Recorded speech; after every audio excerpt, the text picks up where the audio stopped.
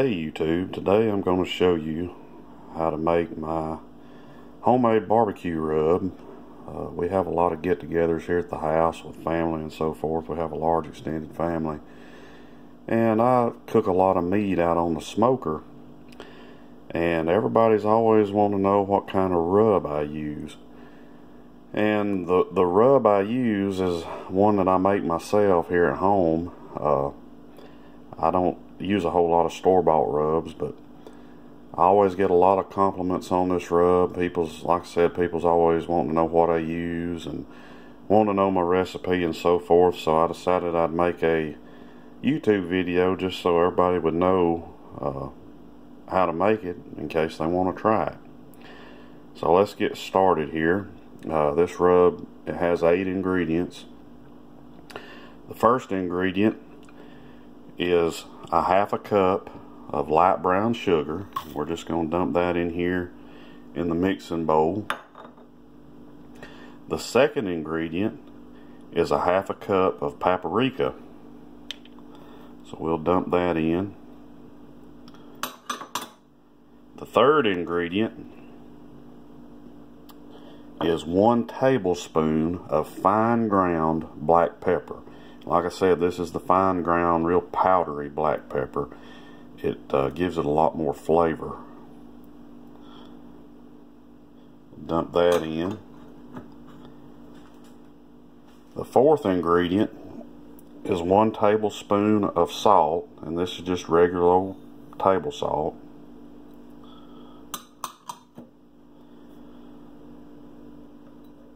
The fifth ingredient is 1 tablespoon of chili powder.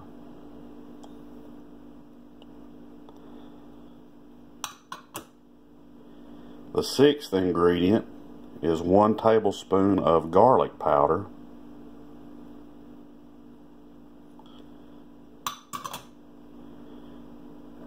The seventh ingredient is 1 tablespoon of onion powder. And the eighth and final ingredient is 1 teaspoon of ground red cayenne pepper. We'll dump that in there. Okay, that's all the ingredients. The way I like to mix this up is just to use a regular old whisk. It seems like it works really well for getting it mixed up. So we just want to stir all that up real good. Get it good and mixed up.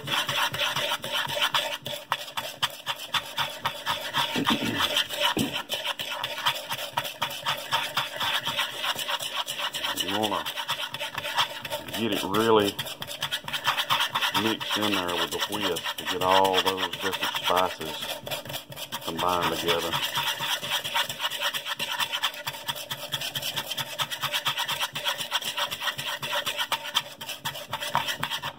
Give it a couple shakes. Stir it up a little bit more.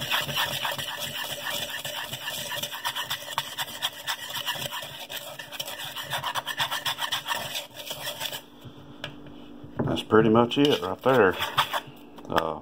What I do with this, once I get it mixed up, I have these empty 16-ounce spice containers. You can order these off of Amazon. I mean, there's several places that you can order them, and they're relatively inexpensive. They usually come 2 to 3 in a pack for, you know, $2 or $3, whatever.